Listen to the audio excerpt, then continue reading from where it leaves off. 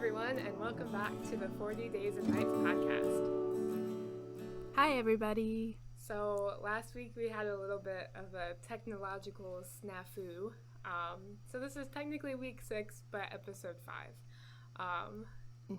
Yeah, we're gonna we're gonna try really hard to make sure that everything works out this week. It was super unfortunate last week. It was gonna be a really good spicy episode, and then it just kind of... It was. The universe said a no. Yeah. But we're here now, and praying fervently that this works well. Definitely, because we talked a while last week. There was a lot of good stuff we were talking about, and we're not going to recreate that episode, but we're going to do our best to kind of talk about the themes of deconstruction still, and just some actual examples of what we've been seeing. So. Yeah. I hope to never have to feel the feeling of finding out that almost 40 minutes of audio were down the drain ever again. Yeah, that was... Well, it's wild because it started out it was the video that didn't record.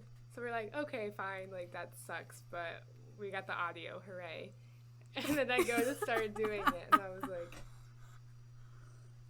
And I looked at my husband, and I was like, oh no. And he's like, what? And I was like, ugh.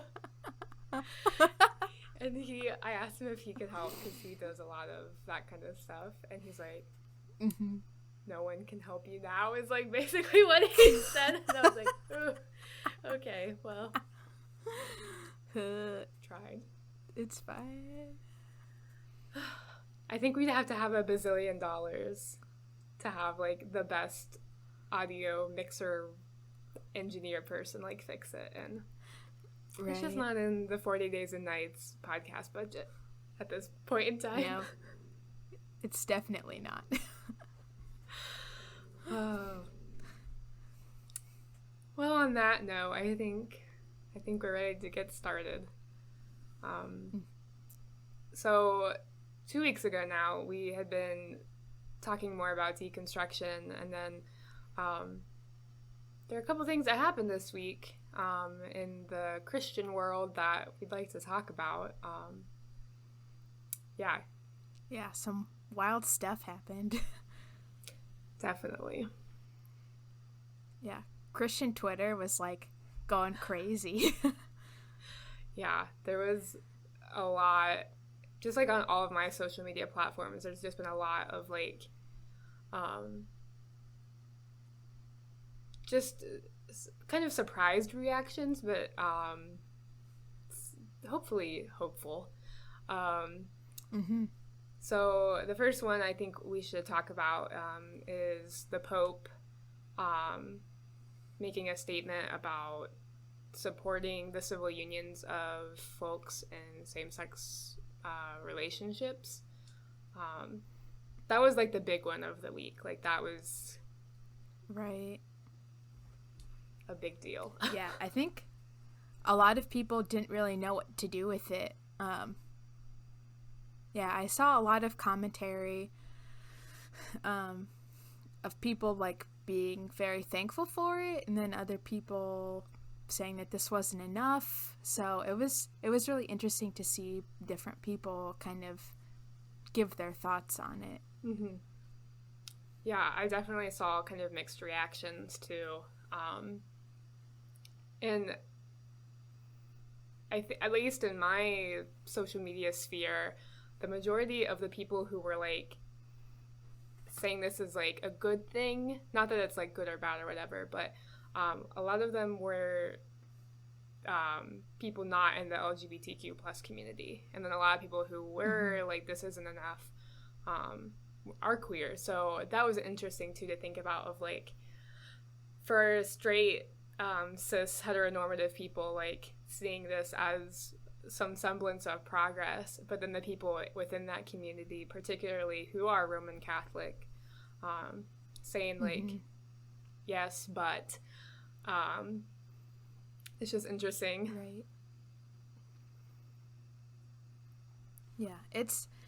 I definitely need to like look more into what the conservative reaction was to that. I think I saw like a lot of progressive reaction and a lot of speculation about what the conservative reaction is going to be to that, but I haven't seen much of what it actually has been. The only kind of reaction I had seen was from a progressive person who had seen conservative folks saying, like that was just like a mistranslation or a misinterpretation.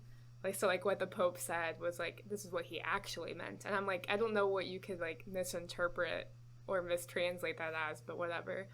I think there's someone I follow on Instagram who's from Latin America, which is where this Pope is from, saying that I think there was a lot of like unhappiness from that region of the world in regards to it, which is also something that needs to be talked about too, because like it's not like the Pope is just the Pope of like Catholics in the United States. Like this affected a large amount of people across the globe, and not that the United States is obviously like the beacon of progressive decisions or anything, but I mean there are still countries out there where like the laws are even more strict for queer folks, so it'll be interesting to see how this all kind of plays out. Yeah, definitely I think brought up a lot of questions for people. So I thought that was like just gonna be the extent of the news of this week, but then we got hit with a pretty interesting John Piper article. About like the next day, 2 days later. Yeah, I think it was published yesterday morning at like 6 a.m. So. Yeah, I know you. To be honest, I like haven't fully read it yet, but it sounds like Sarah, you have. Yeah. Or read most of it. I read it a couple times because I was actually kind of confused. The first time I read it, I was like not 100% sure, because he didn't use names, which, I mean, there are some aspects of it like you know who he's talking about, but then it got confusing because he's also talking about the opposition, to use more vague language. But how I interpreted it and how the people I've been talking to about it with was that it was not pro Joe Biden, but it was definitely an anti-Trump article, which is significant. One, that kind of like a private Christian outlet like this would say something, and he basically started out by saying this is the closest I'll ever get to like supporting a candidate publicly or something like that. I don't think that was the exact phrasing. And the fact that he posted this 11, I guess yesterday, so 12 days before the election. I mean, if there are evangelical Christians who read that who are on the fence, like, that might have been the thing that pushed him over to one side or the other. Yeah.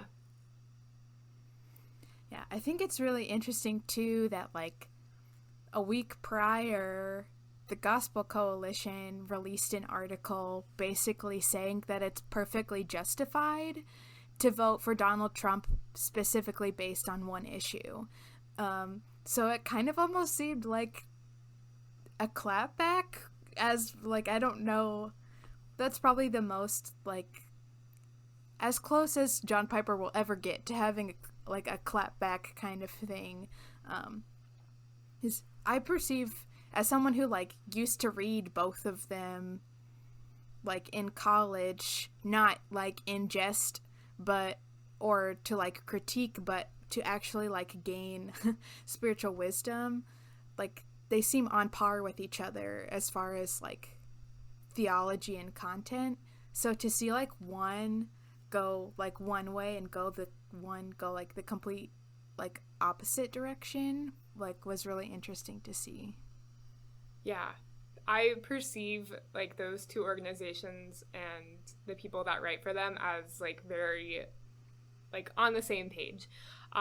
So like when you told me that the Gospel Coalition had written something kind of the opposite of what John Piper just came out with, that kind of surprised me.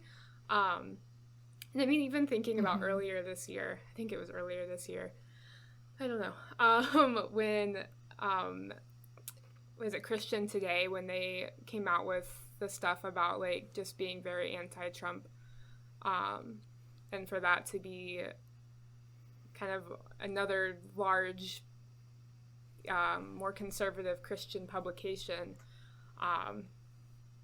they're kind of all leaving whatever sense of allegiance or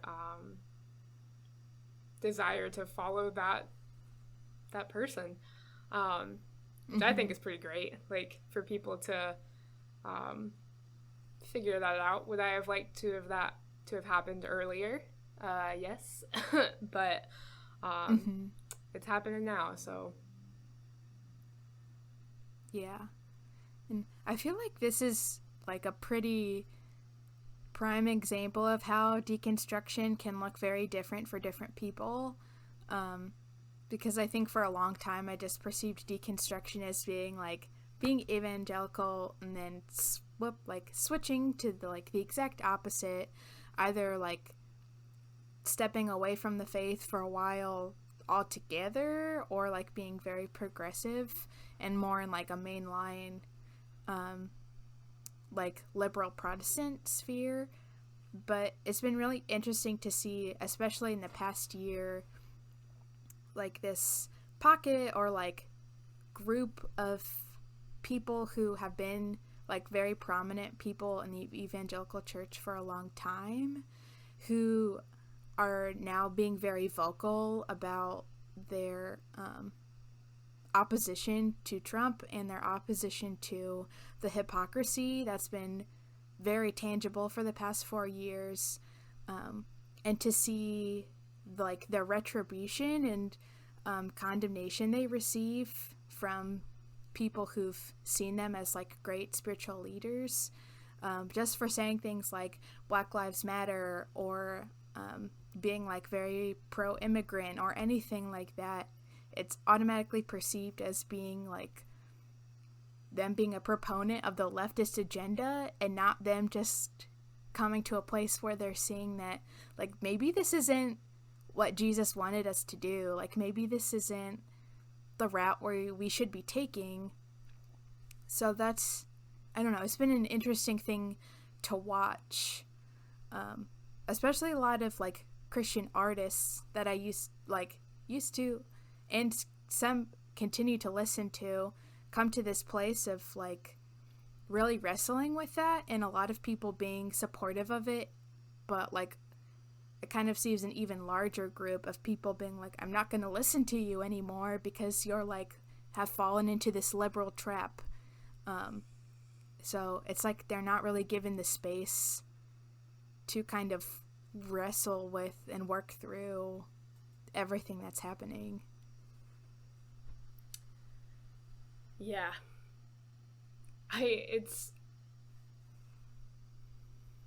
I'm thinking specifically about this article that John Piper wrote, and the following that it has, like Desiring God is popular. And this one article, I mean, I don't know any statistics or anything, but just the reaction that people are having, at least on social media,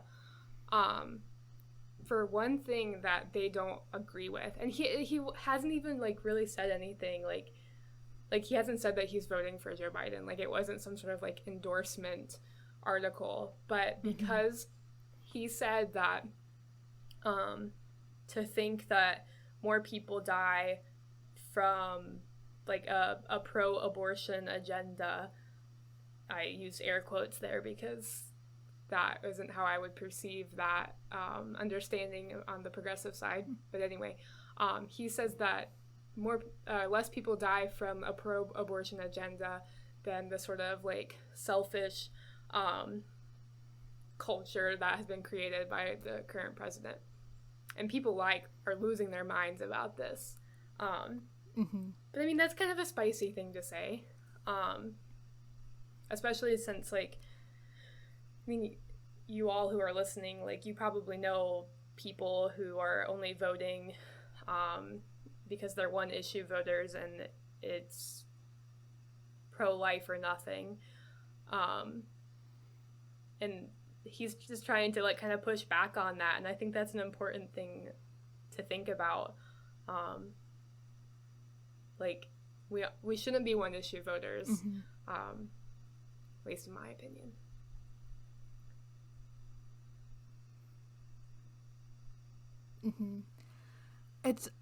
It's also really interesting too, because it seems like that section of people have generally for a long time been very much like refusing to engage in politics, kind of from this space of like, well, it doesn't matter because eventually Jesus is going to come back, so like, why should I care? Like, we shouldn't be super passionate about the things that are happening because like we have eternity to look forward to. So to see like someone like, or like a publication or spiritual leaders who have kind of been in that place, to be at a point where they feel like they have to say that what's happening is very detrimental to Christianity after years of being in a space where that wasn't happening. Like, I think that's huge. Like,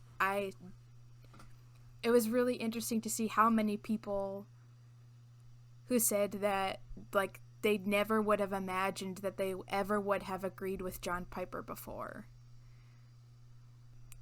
It's been funny to see people be like, I definitely didn't have agreeing with John Piper on my 2020 bingo card.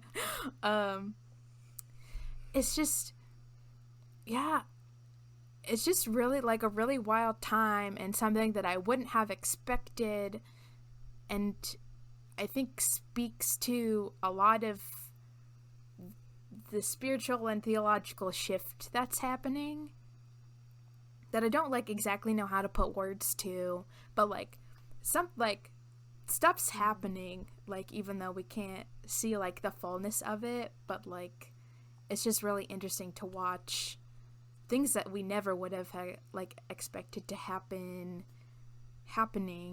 at a very important and critical time.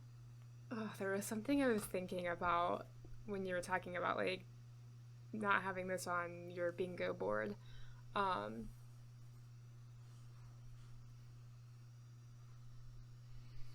remember exactly what I was thinking of, but I was also thinking of like the Lutheran like theology, doctrine, what have you, of the two realms.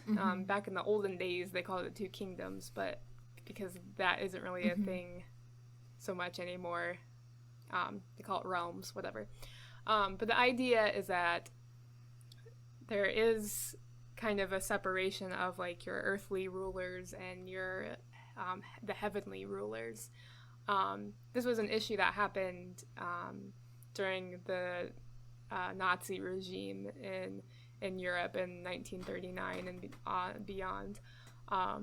Is that the church, specifically the Lutheran Church, I'm going to talk about because they dealt a lot with this and they didn't do a great job. They sided with the Nazis because their interpretation of this, of this doctrine was that they had to obey them. And the whole point that when Martin Luther was talking about this was he was also talking about this idea that they have to be following God's laws too in order for you to be subject to them.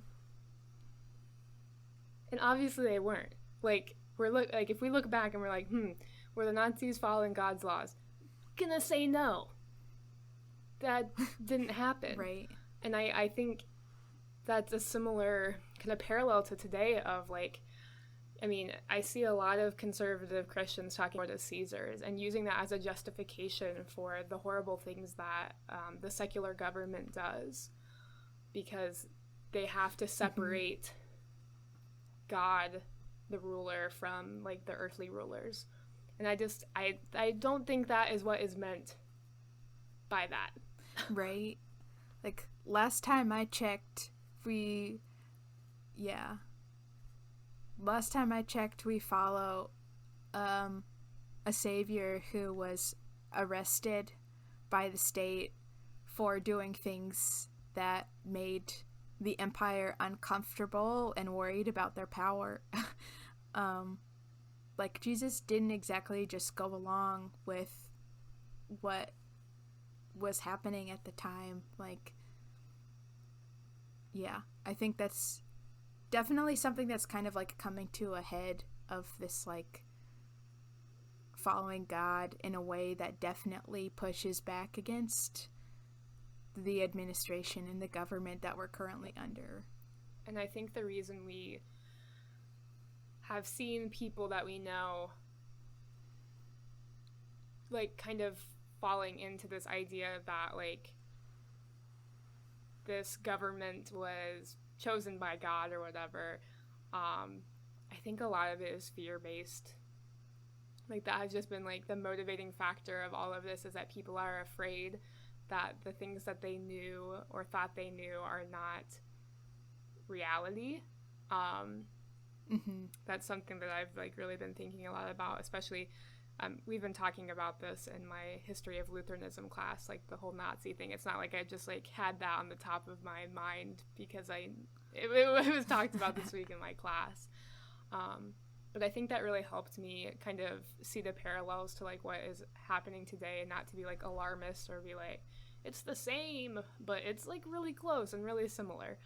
I encourage you all to read the Barman Declaration. It talks about some things that are very eerily similar to what is happening today in our political sphere. Yeah, there's just a lot of stuff happening right now. But like you said, I mean, it's not all bad. Like there are people who are realizing that they shouldn't have been like blindly following the current leader. Yeah, and I think that is something that has been giving me hope, is that while there are people that I will never fully agree with on a lot of things, like those same people are becoming very vocal about the fact that what's happening is wrong and antithetical to who Jesus is. And like that gives me a lot of hope that like God is working and moving, even though a lot of the time it doesn't feel like it, because there are voices that are shouting the loudest and kind of drowning out like the work that's happening. It's really easy to think that like conservative Christians have completely monopolized faith and that like it's a lost cause and all of this, but like when you like really look, there's a lot of stuff that's happening. And I think that this Desiring God article was like a very like shocking and like great example of like all of us kind of seeing what's happening. Definitely.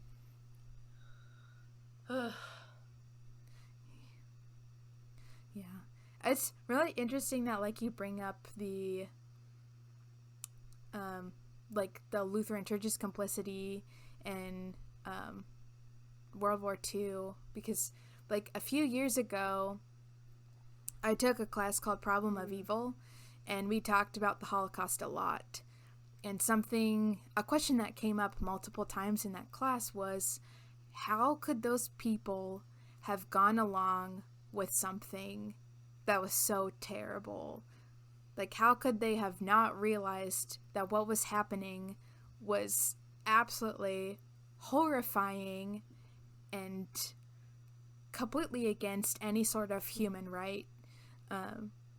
And now, I've been reflecting a lot now about how I've kind of been feeling the same way of, like, how could people just be going along with this? It's a really interesting dynamic to kind of, I never thought that I would actually see it playing out in my own life, at least not in my early 20s. It kind of seemed like the way things were going, it was going to happen eventually. I just didn't expect when I was 23 was when it was going to be happening. Yeah. And I watched a documentary from my class this week called Theologians Under Hitler. And it ended with one of the scholars that they had on the documentary talking about this idea that, you know, if people were to place an order, who was, like, most responsible for all of those deaths during the Holocaust? You know, most people would say Hitler.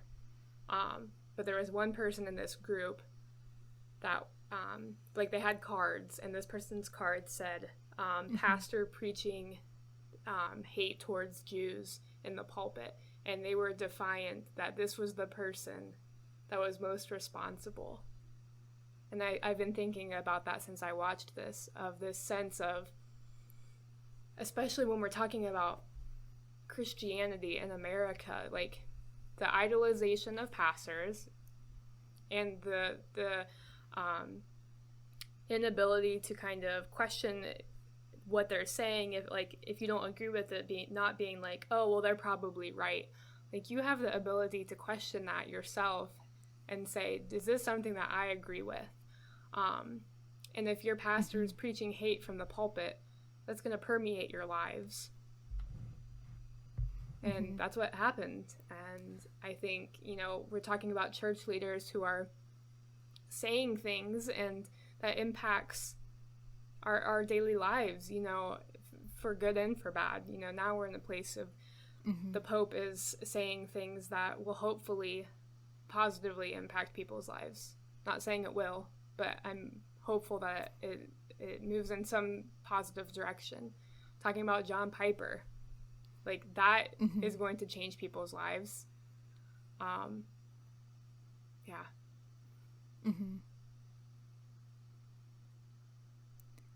Yeah, and I think too, like, the preaching of hate is definitely a big thing, and I think also the complicity, like, a movement largely doesn't have power unless people are being complicit in what's happening.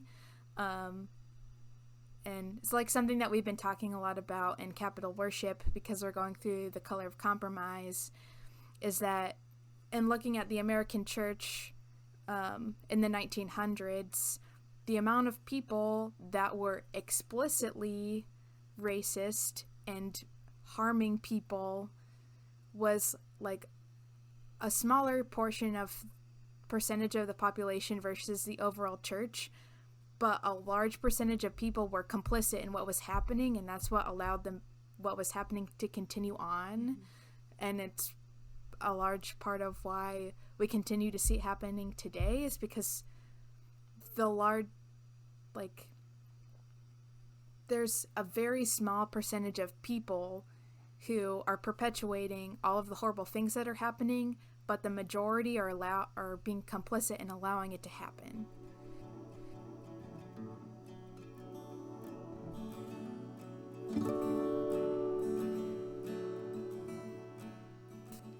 If you're listening to this, that means that we were able to have an episode this week. So thanks for listening.